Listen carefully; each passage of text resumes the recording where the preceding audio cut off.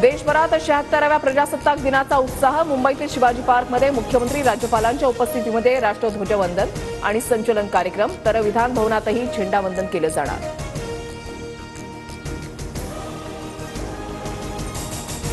कर्तव्य पथावर आज चित्ररथाचं संचलन। प्रजासत्ताक दिनाच्या पार्श्वभूमीवर राजधानी दिल्लीमध्ये मोठी सुरक्षा व्यवस्था तैनात। पथसंचलनामध्ये यंदा महाराष्ट्राचा चित्ररथ नसणार।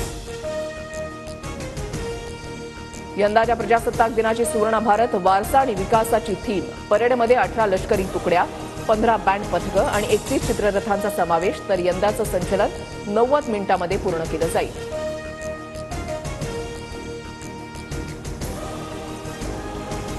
नागपूरच्या संघ मुख्यालयामध्ये प्रजासत्ताक दिनानिमित्त ध्वजावंदन संपन्न। महानगर सरसंचालक राजेश लोहिया यांच्या हस्ते ध्वजावंदन। प्रजासत्ताक दिनानिमित्त पंढरपुरातील विठ्ठल मंदिरामध्ये आकर्षक सजावट। तिरंगा रंगाच्या फुलांनी विठुरायाचा गाभारा, सोळखांबी सभामंडप सजलं। विठ्ठल रुक्मिणी मातेला तिरंगी रंगाचं उपर्ण परिधान। कोस्टल रोड उद्यापासून पूर्ण क्षमतेनं मुंबईकरांसाठी खुला होणार। प्रजासत्ताक दिनाच्या पार्श्वभूमीवर आज कोस्टल रोडचं मुख्यमंत्र्यांच्या हस्ते लोकार्पण। मरीन ड्राईव्ह ते वांद्रे अंतर केवळ 15 मिनिटांमध्ये पार करता येणार।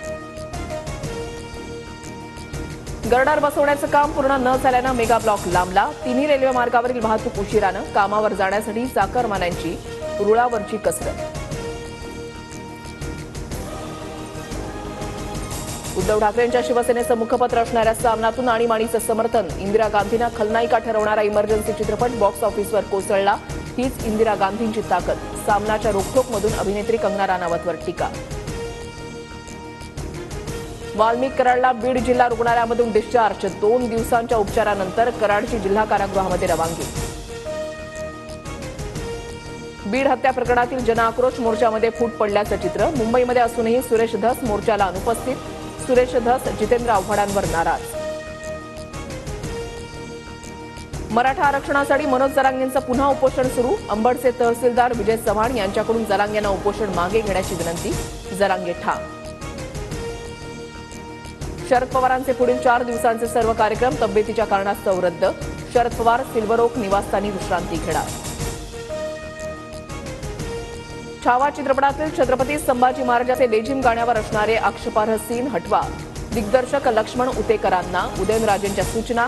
दिग्दर्शक उतेकरांकडून सीन हटवण्याची ग्वाही। अभिनेत्री ममता कुलकर्णी महामंडलेश्वर होण्यावरून वाद। ममता कुलकर्णीच्या किन्नर आखाडा दीक्षेला हिमांगी सखी यांचा विरोध। लक्ष्मीनारायण त्रिपाठींकडून मात्र ममता कुलकर्णींच्या दीक्षेचं समर्थन। केंद्र सरकारकडून पद्म पुरस्कार जाहीर। मारुती चित्तमपल्ली यांचा पद्मश्री पुरस्कारानं सन्मान। विलास डांगडे, भैरवसिंग चौहान यांनाही पद्मश्री पुरस्कार जाहीर।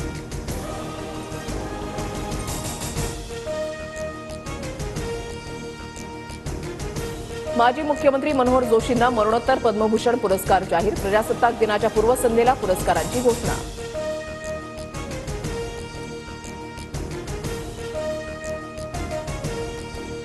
ज्येष्ठ गायक पंकज उदास यांना मरणोत्तर पद्मभूषण पुरस्कार, तर अभिनेते अशोक सराफ आणि गायक अरिजित सिंग यांना पद्मश्री पुरस्कार जाहीर।